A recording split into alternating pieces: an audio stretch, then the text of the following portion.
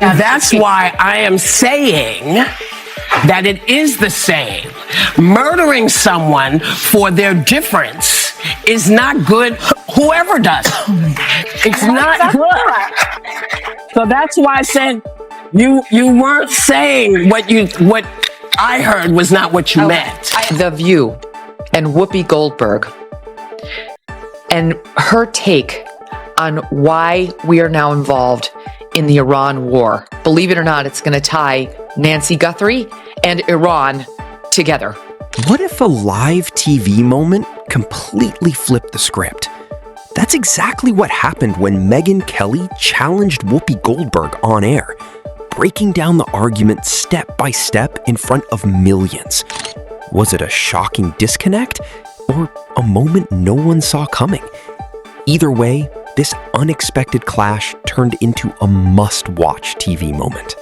Whoopi Goldberg, known for her commitment to facts, Miss, I feel so bad for all the little children that Matt Gaetz allegedly molested, who now will not be able to come forward. She's such a liar. This is what she came out to say on the issue of trans athletes. When you look, transgender Americans, less than 1% of American adults identify as transgender. Right. Yeah. And when you add in youth who identify as transgender, that number comes to just about 1.4. If you're enjoying this breakdown, don't forget to subscribe. It really helps.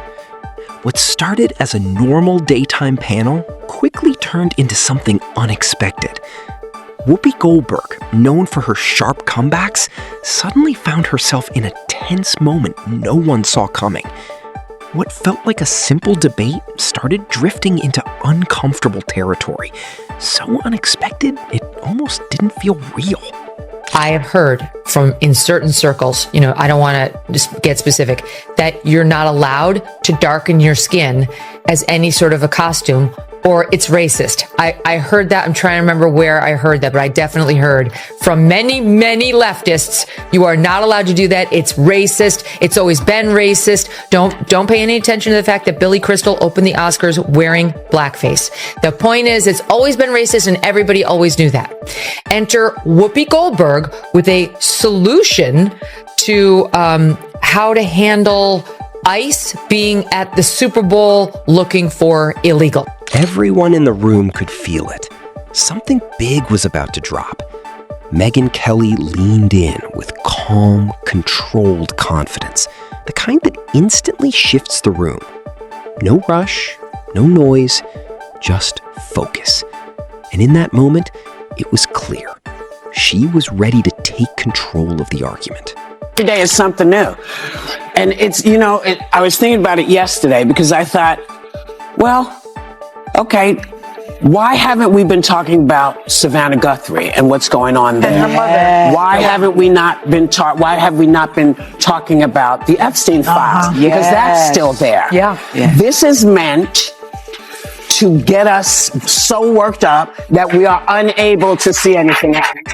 The moment Whoopi Goldberg spoke, the tone shifted instantly. What she said felt so out of sync with the room that the audience paused, almost unsure how to react. Later, it would become the kind of moment fact checkers and late night shows couldn't ignore. I mean, that is true crazy talk. How does ABC allow this person to go on the air every day and talk to us about the news? We launched the Iran war, in which 7 U.S. service personnel have died, and the latest is 140 have been wounded. Most not seriously, thank God, but some seriously. That President Trump would do that to distract from the Nancy Guthrie skin. I'm sorry to laugh. It's just the absurdity of it is so readily apparent. Whoopi Goldberg had a spark in her eyes, but this time it signaled a misstep. What she said landed far from the facts, and you could feel the room react in real time. Across the table, Megyn Kelly stayed calm, watching, analyzing, waiting. Then she responded, measured, precise, cutting straight through the confusion without raising her voice. Piece by piece, the argument started to fall apart. and what looked like a normal TV exchange suddenly turned into the kind of live moment people don't forget. Sit in the sun. That's the first thing. and this is the only time you can probably ever do this, give yourself a Latin accent. You know, Whoopi, that is such a just good see- idea. And see if she can tell who's who. Okay, you get the cocoa butter and you tan your face with it, and then you speak in a Spanish accent, and that's fine. And you know what? At least Whoopi is consistent, because Whoopi actually was fine with Ted Danson wearing actual minstrel face, blackface, like the deeply offensive stuff from like the 40s films.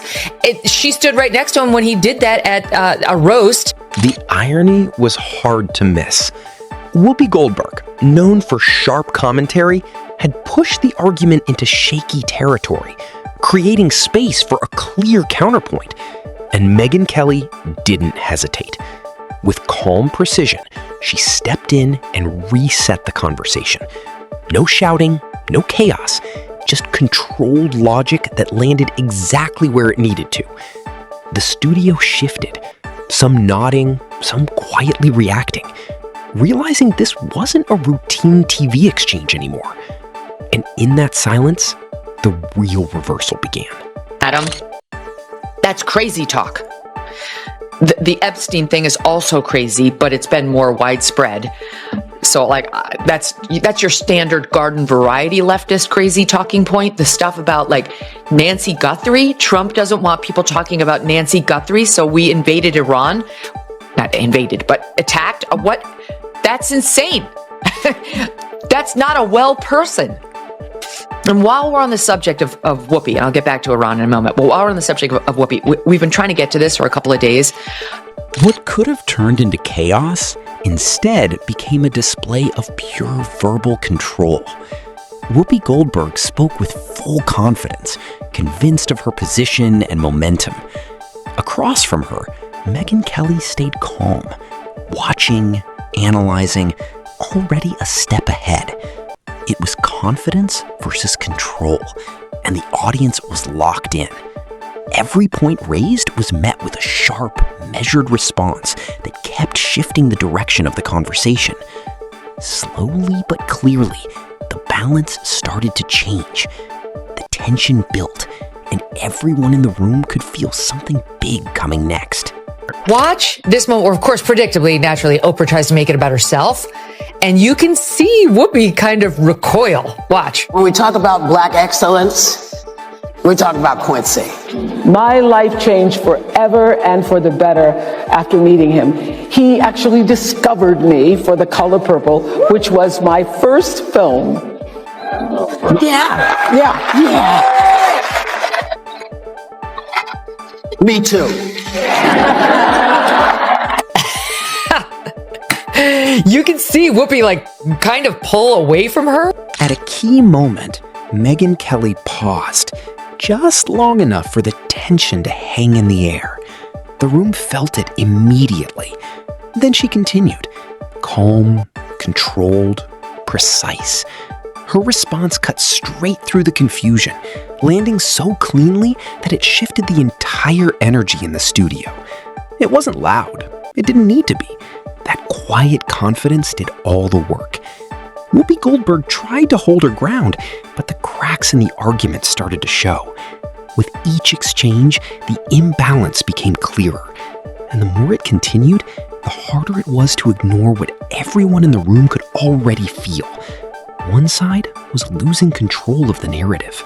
From Whoopi Goldberg, who's constantly, despite the fact that she's like another Michelle Obama, despite the fact that she is one of the richest, most successful Americans in U.S. history. She's one of those people who's got the EGOT, the Emmy, the Grammy, the Oscar, and the Tony. She's been lauded on every stage. She's a movie star.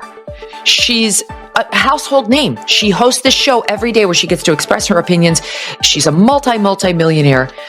She still complains regularly. There was a brief moment where Whoopi Goldberg seemed to realize the shift, but it came too late. Megyn Kelly had already taken control of the rhythm of the conversation. On live TV, once that momentum changes, it rarely comes back. What followed wasn't really about winning or losing. It became about contrast. One side trying to hold ground, the other staying calm, precise, and completely in control of the flow. The audience stayed locked in, watching every exchange unfold. And with each response, the direction became even clearer.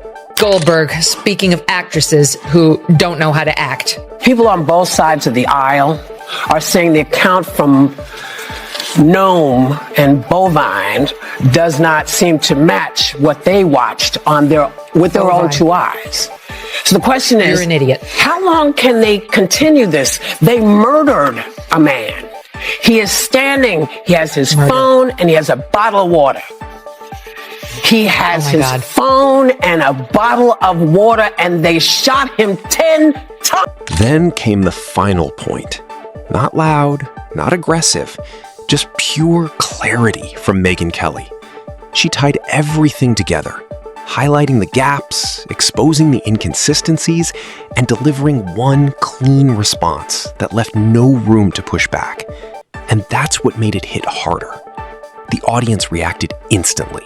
Laughter, surprise, and applause all at once. Then, silence. That brief pause when everyone is still processing what just happened on live TV. Within minutes, clips started spreading online. Not just because of what was said, but because of how it unfolded, moment by moment, in real time.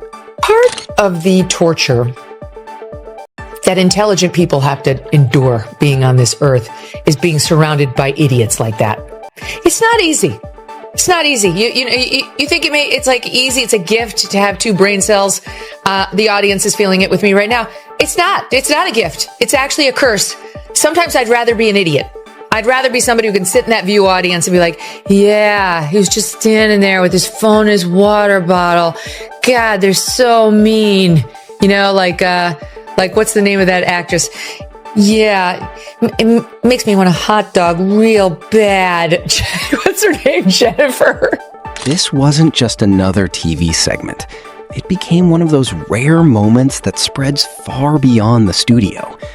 The debate between Whoopi Goldberg and Megyn Kelly turned into something widely discussed because of how sharply it unfolded. What stood out most was Kelly's approach. Calm, structured, and perfectly timed. Instead of raising tension, she stayed composed and let logic lead the exchange. That balance of control and precision is what made the moment so replayable. By the end, it wasn't about volume, it was about clarity. And that contrast is exactly why people are still watching it, breaking it down and talking about it long after it aired. Whoopi Goldberg was angry when Alyssa pointed out that Trump went to the funeral of Officer Diller. Yes. On Long Island, and Joe Biden went to a podcast. Look at Whoopi Goldberg's reaction. Choose what you like there, but for Republicans, it was good imagery. Really? One day later, yes. And I'm asking that because I was so offended because you know who showed up. Yeah. And he was, whether he was asked or not. This is a man who didn't care what happened to the officers on January 6th. She promotes Joe Biden and Kamala Harris Ultimately, what made this exchange unforgettable wasn't just the clash of opinions. It was how timing, logic, and sharp delivery shaped every moment on screen between Whoopi Goldberg and Megyn Kelly. What started as a routine TV debate quickly turned into something far more gripping, simply because of how precisely it unfolded. No shouting, no chaos, just calm reasoning, sharp responses, and perfect timing. And that's what made it stand out. It became less about what was said and more about how it played out in real time under the studio lights. That mix of composure, clarity, and control is exactly why people are still watching, replaying, and talking about it long after it aired.